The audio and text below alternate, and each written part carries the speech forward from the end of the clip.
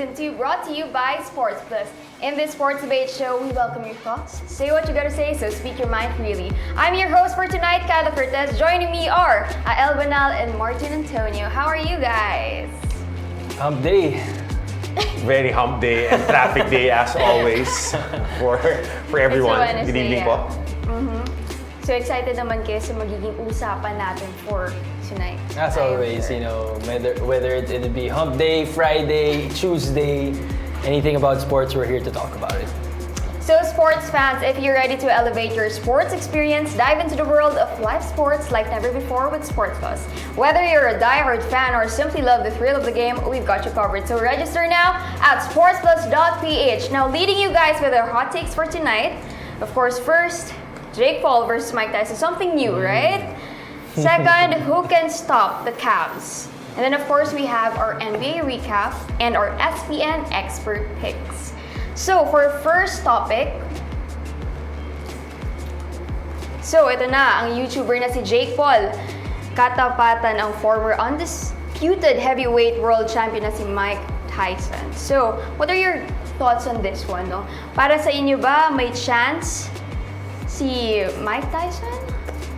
Given his age, wow. But look at the KOs. Number one thing, okay, I'm a big fan of Mike Tyson, and this is just something for fun to begin with Jake Paul. But again, if you're going to fight Mike Tyson, and he is juiced to the gills under TRT treatment. If you watch him sa lahat ng mga sports fans, TRT, testosterone replacement therapy for older guys, makes them more athletic, more ferocious, and more aggressive. I don't know if it's sanctioned by the governing bodies kasi ano yun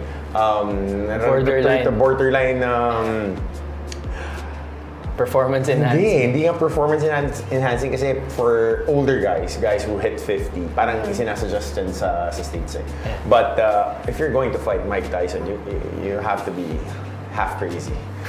Half crazy. This is one of the most feared fighters of all time. Yung effect lang niya kasi yung grandparents ko, mga grand lolo ko, mga nag-serve sa US Army. Hey, belated Memorial Day pala for all our servicemen in the US.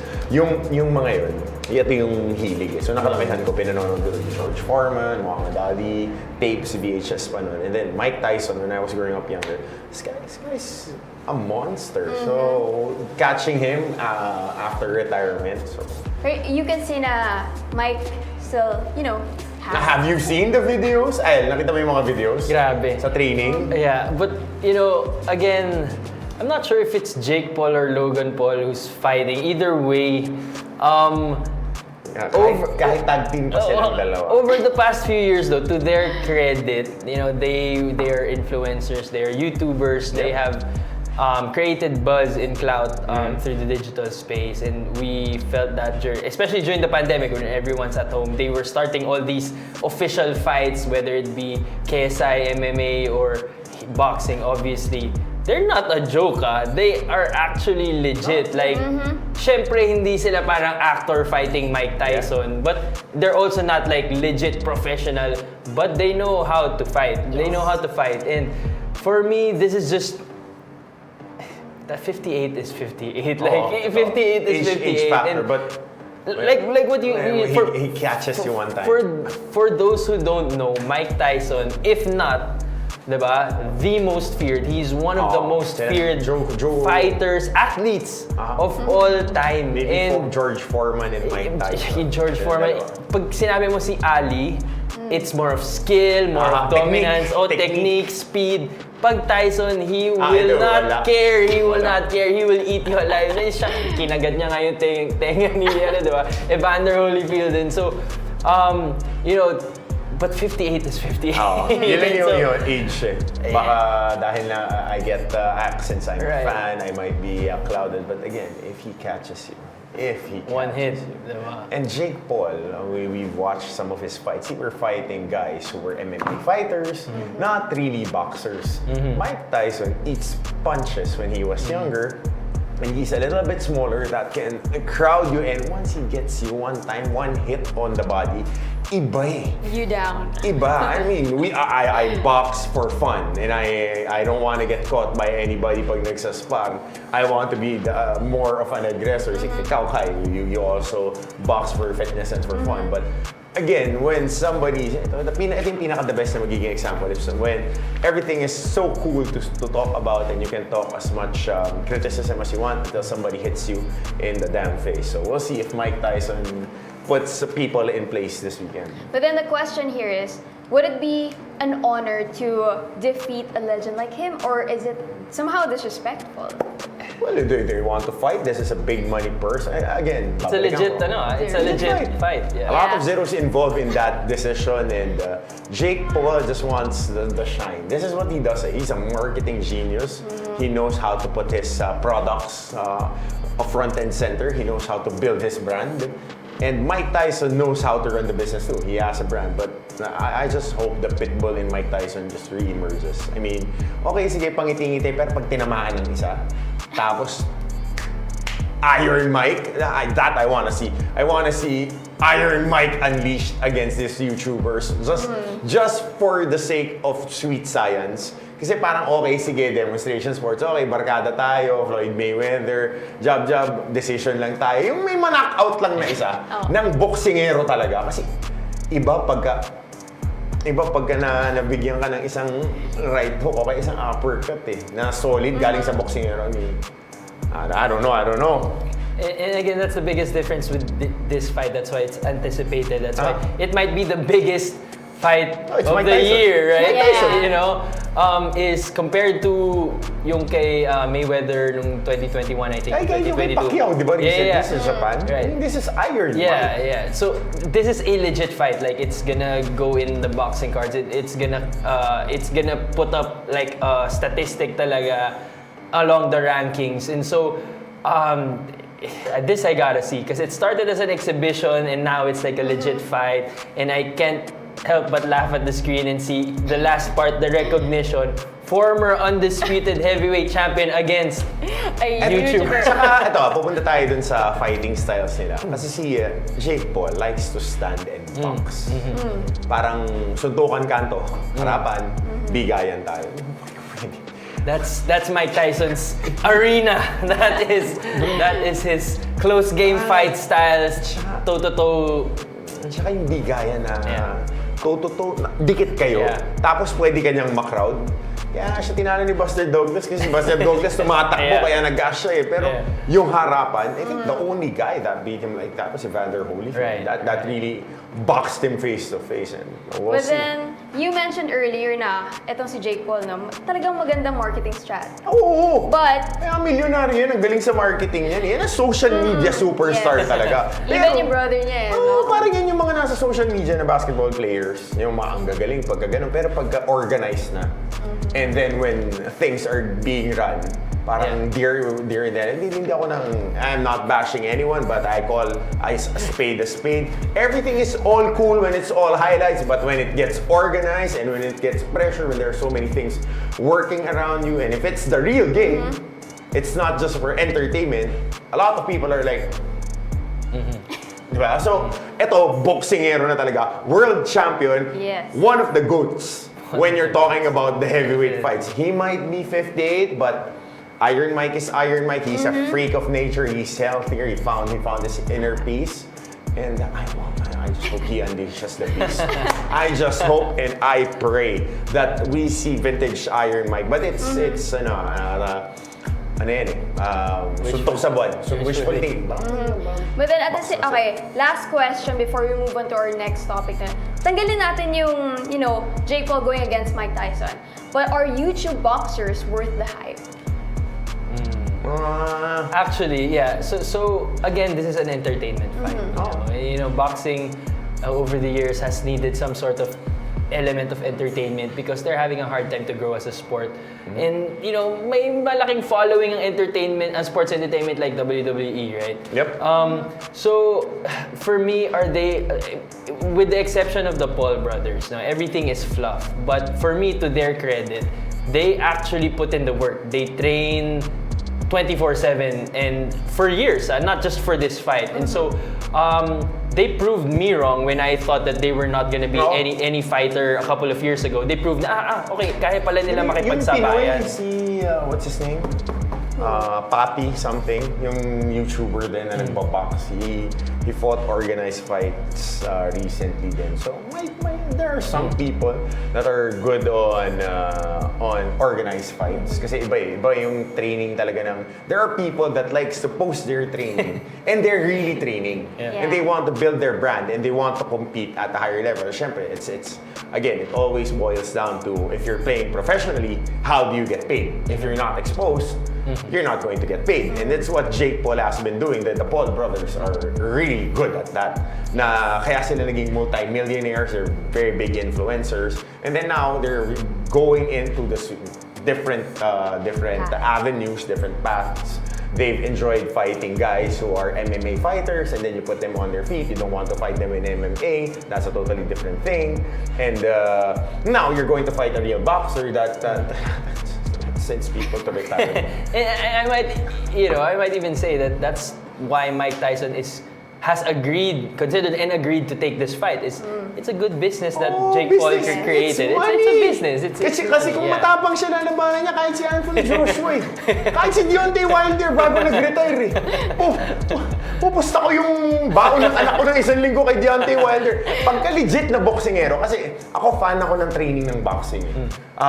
Hindi lang ako, mahilig lang ako mag-box, mag-MMA, pero hindi ako talaga boksingero kasi iba yung commitment ng boksingero. Iba yung timbang mo pagka nagbabounce ka na sa ring, which Jake Paul is doing, pero yung discipline from a young age to master the technique of getting that jab, just moving your head and parrying a punch and then throwing a counter. It's totally different. But again, Jake Paul has been training. We don't know.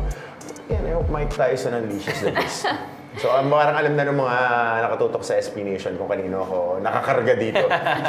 For formality's sake, I want a knockout by Iron Man. A knockout! Can't wait. Yeah, can't wait. Can't wait. Okay, now it's time to move on to our second hot take. So, who can stop the Cavs? Grabe na ang streak nila. And it's actually their best start in their franchise history, right? So, 12-0, perfect record. So, who can stop the Cavs? Guys? Number one, time will tell if they can sustain this because they have a very young team. That's number one. But for the past few seasons, teams that are rampaging throughout any sports is limited by one big fickle thing, and that's the health of their players. That's number one. We've seen Darius Garland come back from crazy injuries last season. Hindi mo akalaing may injury siya. Donovan Mitchell is durable and looks like an MVP contender this season. And Evan Mobley, I've been raving about this and how he coexisted with Jarrett Allen and Kenny Atkinson's system when the buy-in of these guys. But again, the foremost thing about contending teams is health. That's number one. Number two, yung mga kalaban din kasi nila sa Eastern Conference ngayon are trying to find their groove. Except for the Boston Celtics. Itong Philadelphia 76ers is not at full strength. The Pacers are in flux. The Knicks kumakapalang din with no rim protection. 90% ang sinushoot ng mga binabantayan ni Karl Anthony Towns in front of the ring. And maraming moving pieces around the NBA. And for Cleveland to have a young team that is big and skilled, it gives them an advantage. And may continuity. Naglagay lang sila ng mas matibay na coach na can fit with their system. So again, it's yung health ang tingin kong kaya lang maka-deter sa kanila and other teams picking up.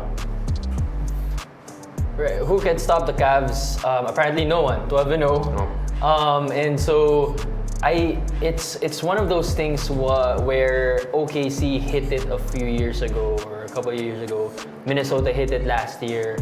It's that turning point for a young team that you still have the same roster, but you did something different. Got over the hump. That got over the hump, that clicked in the offseason, and then you're on a roll.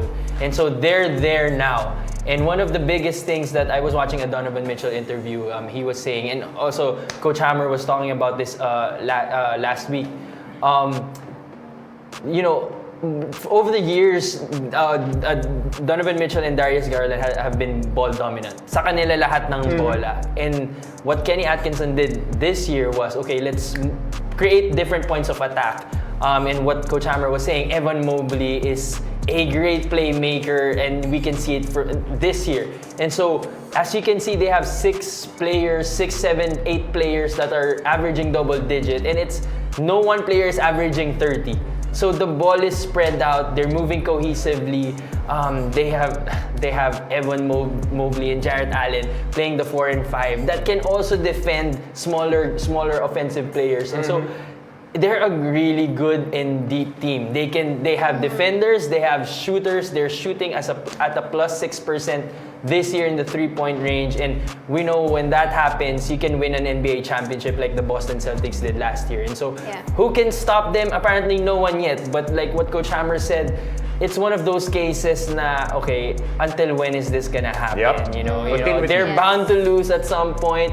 But I honestly feel like they're still gonna be a top 3 contender team in the East at the end of the season. Okay, so let's look at their stats. Do you think Mitchell is, I mean, it's too early to tell, right? But is he maybe an MVP candidate? Oh yeah, definitely. With the way that he is playing the past few games, especially he is the point of attack. The numbers would say one thing, but his total effect for the team. Kasi bagay yung mga pieces na magkakasama. Even Isaac Okoro has been stepping up defensively. So if their pieces fit, that paints a bigger picture. Force amplifier yung effect ni Jarrett Allen siya ni Evan Mobley. Kasi nabanggit nga ni Ayel, sobrang tangkad, tapos sobrang agile yung dalawa. And the NBA is everybody runs the same sense. Split action, ball screen action, pick and roll, wala na nga pumapost up, shoot a lot of threes. Ang kagandahan dito, may attackers kasi etong koponan ng Cleveland. And they have shot makers from the outside all over the squad. So we'll see how things will pan out. Donovan Mitchell definitely looks like an all-NBA, another all-star to his belt definitely this year. I like the way that it's set up. You know, we've known Donovan Mitchell that he can ball, he can hoop over the past 5, 6, 7 years. We already know that. And the thing is about him is his inconsistency. He can play really, really good, and then he can have terrible slumps at different points in the season. But the perfect thing about the way this team is set up is when that happens, you have Darius Garland that for the most part can be your facilitator. But when you need for him to score 40, he can score 40. Willingly. And so this is a really good team. This is a really good team that bought into the system, and they're yielding results early in the season. But what's the biggest difference between the Cavs this season and last season? Healthy. Yeah. Healthy. Right. Darius Garland very healthy. Donovan Mitchell healthy. Another year of Evan Mobley developing. Yes. And a big part is Kenny Atkinson. Yeah. As their new head coach. JB Bickerstaff was okay for them last year. They were number 4 seed, but now with a year playing together, a few fresh sets for them, it looks pretty good there in Cleveland. Yeah, and me same thing, but ball like that. Donovan Mitchell and Darius Garland don't have the ball that much anymore. And so it's spread out. Evan Mobley is creating now, and so I think that is really working well for them. That's the biggest difference, and they're shooting at a very high clip this year. Yeah. So their next game is against the 76ers. So do you guys think na ito na ang titigil sa kanilang streak? Or Maglalaro ba si Iverson at si Dr. J? Yung takbo niya na parang kaya namin Joel Embiid. Pagod na pagod eh. Di pa nagsisimula yung laro eh. Next 5 games, Philly, Chicago again, Charlotte, Boston, New Orleans. I think they will go 4-1. Their first loss will be November 20th. Pwedeng Boston. Especially, Boston is iffy the past Yeah. Up and down din yung nilalaro nila with the health of Jaylen Brown also in question. Dyan sa kanilang matchups. I think winnable itong 5 games, but that Charlotte game, the way Charlotte is playing and the way that they're matching up, kaya nila mag-match up dito sa Cleveland team na to. So we'll see if LaMelo has something to say about it. Alright, it's time to move on to our next hot take, which is our NBA recap. So, Recap. okay, so, can we have our stats? So, NBA recap. Naku, mahaba-habang usapan to. Mabilis lang to. Atlanta and Boston. So, Atlanta. Pero ang preface natin dito. This, our Fair. games today, counted na to sa NBA Cup. Yes, NBA. NBA. First day, yeah. First day of the NBA Cup. So, very important, baka mag-mid-season champion, parang Lakers last year. So, importante yan. So, kaya medyo pit-pitan, tsaka magaganda yung matchup natin today.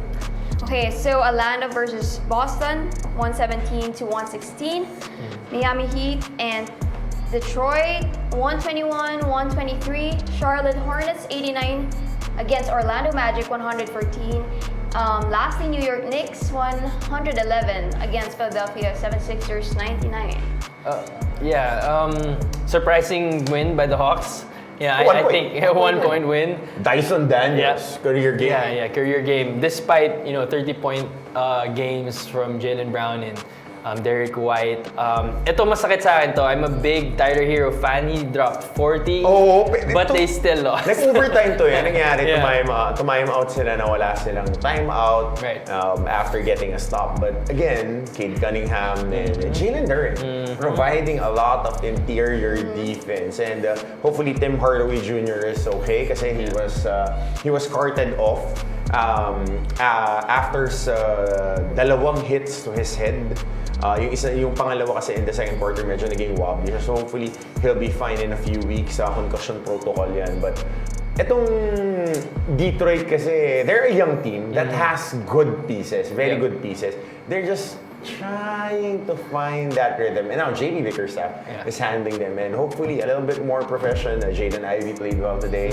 And we'll see. Lagi ako si we'll see dahil mahaba pa tong season natin. But good win for Detroit. Next game, Orlando Magic, Coach Hammer. My team. One of your favorite team. Yeah, favorite teams this year. But no Paolo Banchero. I think no Paolo Banchero in this game. Franz Wagner, 32 points. Jalen Suggs, the one-man press, parang si Coach Mon Jose. No college, 17 points, plus 17 in the game. And pagkaganyan kasi itong team na to kumukuha ng rhythm through defense. Right. So the way that they were playing defense throughout the ball game and trying to limit LaMelo Ball to just 35 points. But no help no help from other guys. Of course, Grant Williams had 15 points. Again, LaMelo Ball is box office top 3 in NBA with scoring. One of the biggest fan favorites when it comes to the Gen Z guys, from the hair to the way he moves to the bad shots, the swag, to the bad shots that he takes. 13 out of 27. I couldn't even imagine a game that I would be shooting 27 times. That's definitely an L for any team that I would play for. Okay. Of course, hindi pa dyan nagtapos ang first game of the NBA Cup. Of course, meron tayong Toronto Raptors against Milwaukee Bucks, 85-99. Phoenix Suns against Utah Jazz, 120-112. Dallas Mavericks versus Golden State Warriors, 117-120. And lastly, Minnesota Timberwolves against Portland Trail Blazers, 108-122. Bibigay ko na sa'yo yung pinaka-gusto mo na. This is an emotional game for all the Warriors fans like me. I loved how they paid tribute to Klay. Usually, it just shows the respect that they have, even though they parted ways.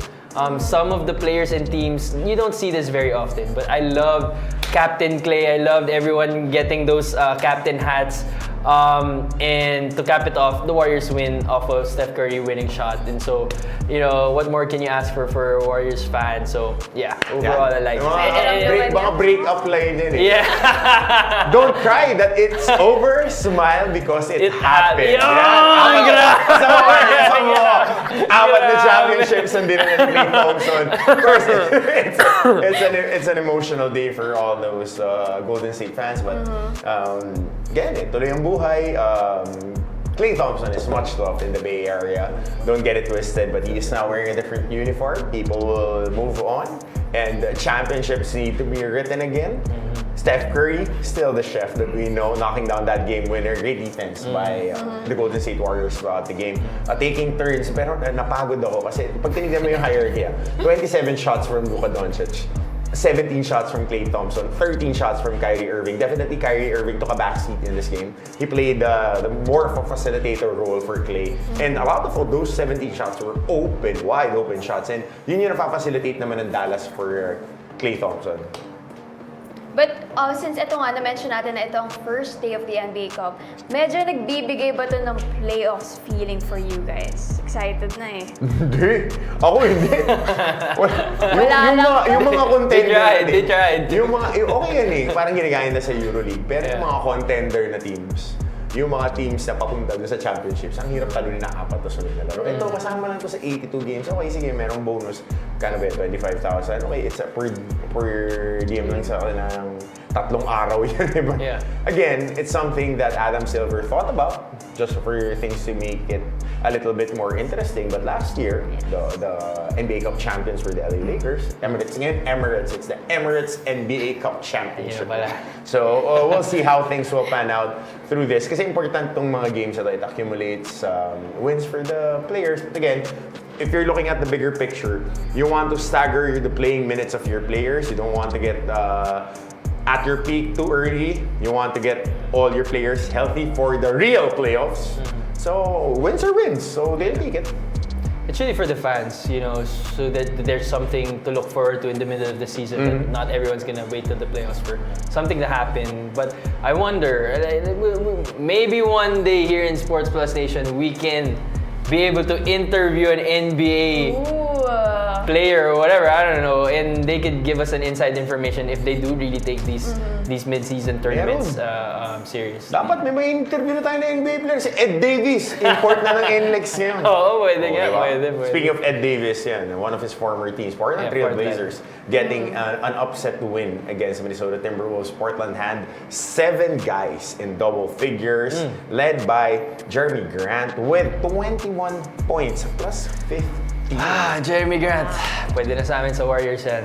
Pwede na yan. No, tsaka, hindi pa siya expiring eh. No? Kapipirma lang ito 2 years ago. Parang 5-year contract. Pero sino trade mo rito? But again, Portland Trail Blazers scoring a big win right here, powered by that solid performance in the second half.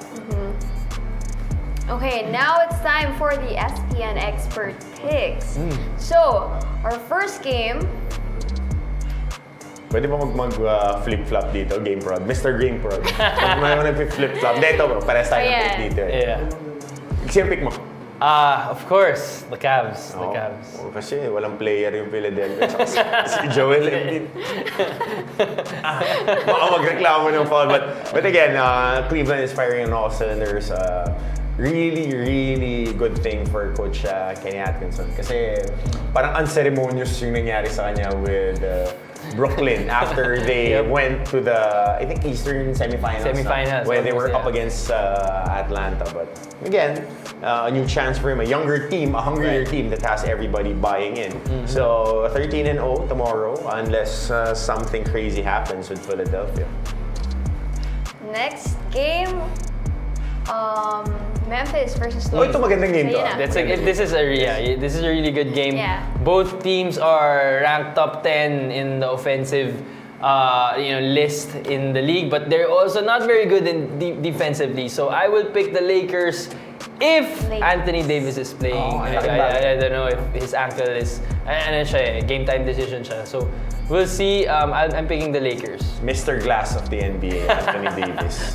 Everything. And parang sila ni Joel Embiid when they go up. Pati Zion Williamson ngayon, when they go attack the basket and they fall down, I pray to the gods of basketball. I really pray that please protect the All-Stars. May mga player ka ba sa fantasy sa Hindi, wala. Hindi na nga ako nag-fantasy kasi ilang beses ko na kinuhang first pick si Anthony Davis. Nasa New Orleans pa lang. Sinayang ko na. Alam nila, Sir Noel yan. Sir Noel Zarate. Lagi ko favorite to eh. Parang ang mga favorite ko kasi si Kirilenko, si Diaw, tsaka si Anthony Davis. Dapat laging nasa team ko yung tatlong yan.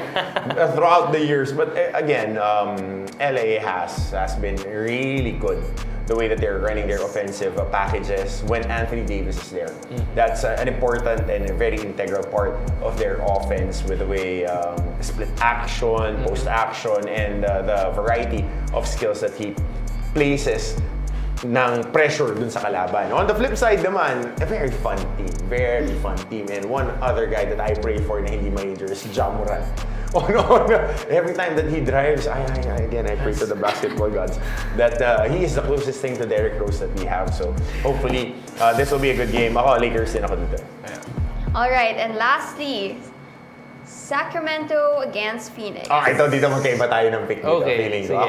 I'm going Sacramento here. I'm going Sacramento. Phoenix just because this team is also on a roll. I think they found their groove early in the season. Everything's clicking. KD is KD.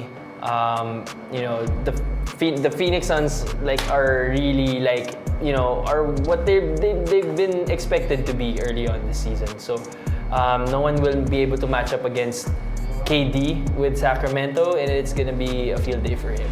But there's also a mismatch there with Domantas Sabonis on that 5 spot dahil si KD na pupunta rin minsan sa 5 when they play that small lineup. So that would be an offensive advantage. But again, defensively, nakita na natin na naging rim protector with Brooklyn itong si KD. But I like the chances of this Sacramento Kings team because they're coming off a loss. And this season, pagkagaling sila sa masamang talo, bumabawi the following game. Sometimes they're good. Sometimes they're a bunch of a puddle of you know what. Okay.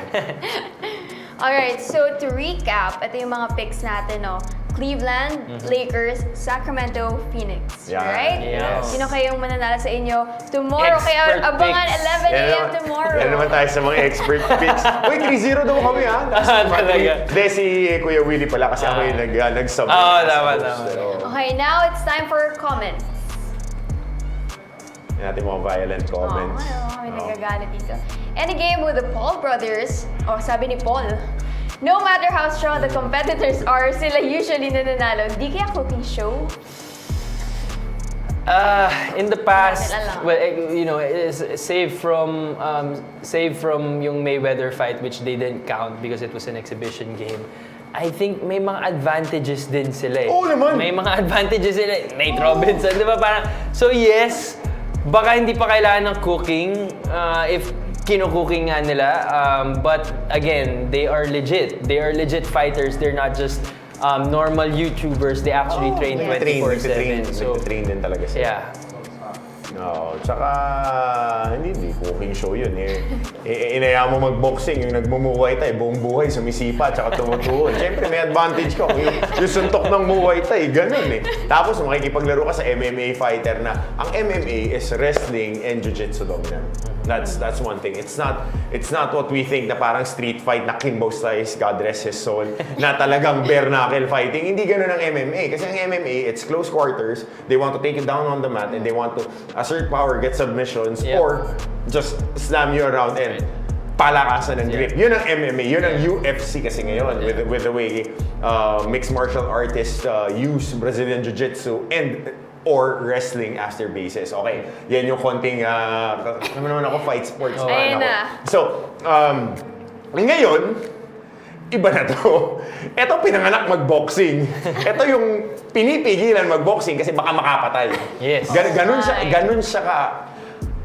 You read about Mike Tyson and read how crazy his training regimen was when he was in his 20s. Yeah. And if there is one thing that we learned from LeBron James, genetic freaks like LeBron are on a different category. Yeah, you can box, but when you see people who really box, you can see people who can really play basketball. I mean, ILS, one of them, he went to the pros. Top pick! Okay, hindi pa rin sinasabi sa atin kung ano yung bonus niya. But again, there are levels to this. From fighting against guys that you have a clear advantage. Even if Mike Tyson is over the hill, I am telling you, if you hit a boxer, something goes off. Something will go off, and hopefully I am praying that he loses control and just lets out Iron Mike even for 2 rounds. And that will be more than enough for me to stay up at night and just enjoy the action. In this generation, they don't know. Like, they know Mike Tyson as...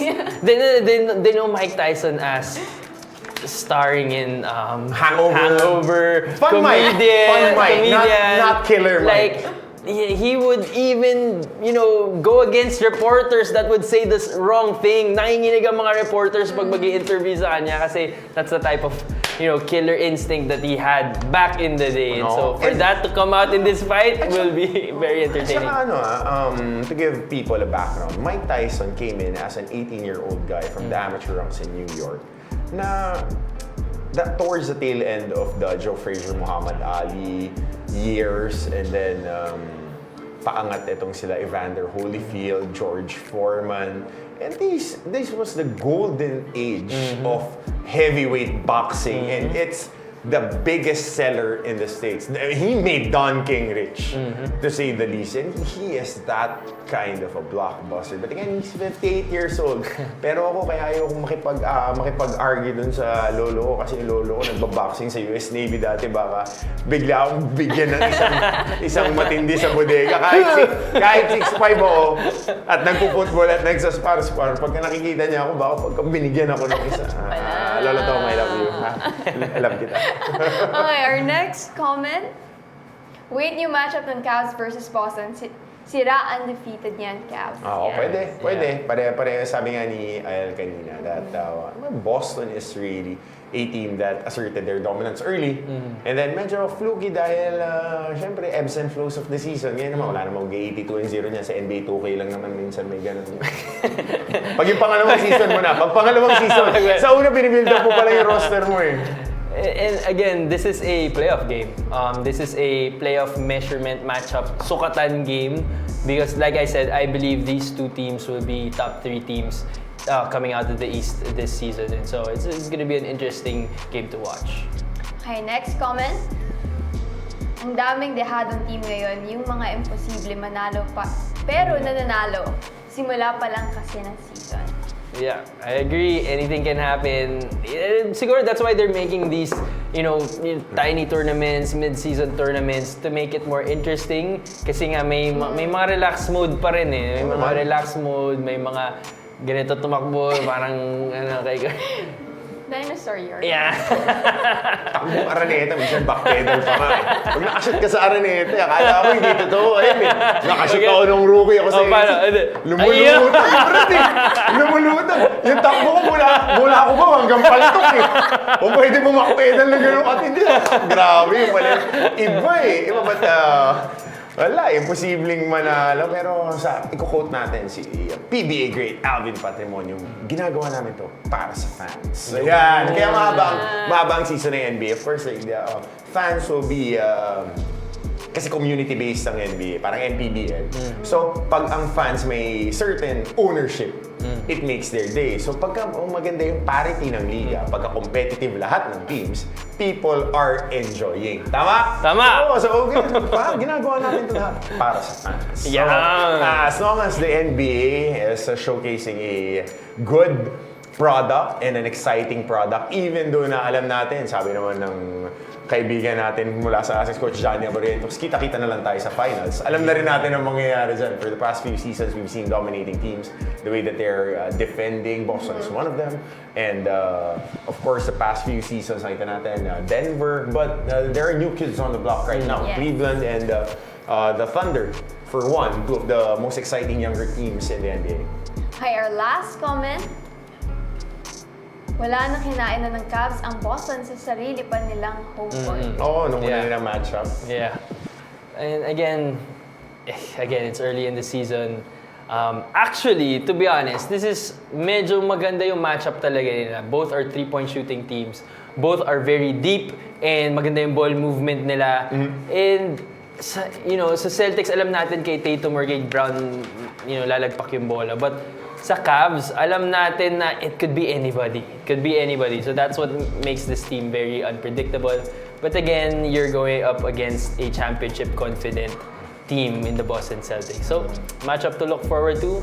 Possibly Eastern Conference Finals. Pwede, pero maraming teams yan. Pero gusto ko yun, alam natin saan pupunta yung bola, parang kay RHJ tsaka kay Justin Brown. Yung Game 6. Di pa dumarating yung championship shirt ko. Coach Josh, Coach Yuri, next week, kailangan nakasakay na para i-flex ko dito sa SPNation yung BMT Championship shirt. Kasabay ng takbo. Siyempre, nung nag-champion, akala mo ako yung tumayo mo. Kasi ganun din yung kulay ng polo ko nung nanonood ako. Hinahanap nga kita dun eh. Saan yung naka-blue? Saan yung naka-blue? Maturo ng gano'n pag-gawin. Rap ano yan?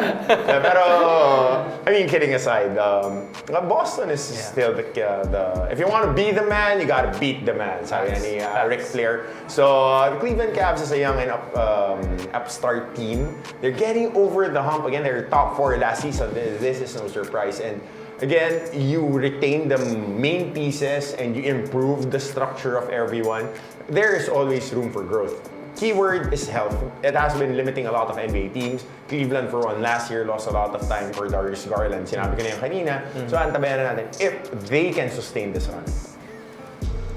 Yun talaga yun. Kasi pag your best ability is your availability. If you're not available, you are just a bunch of non-performing assets on the side. Kumakain ka lang ng snacks dun sa gilid. So that's millions of dollars lost in the wins that are left on the table. Well, thank you guys so much for your comments. Thank you guys also for joining me tonight.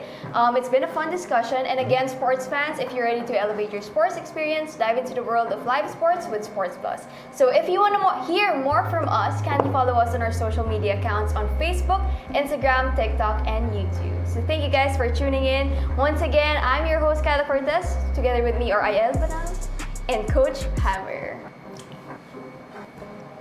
What was the first thing that she said when she met you? Remember that?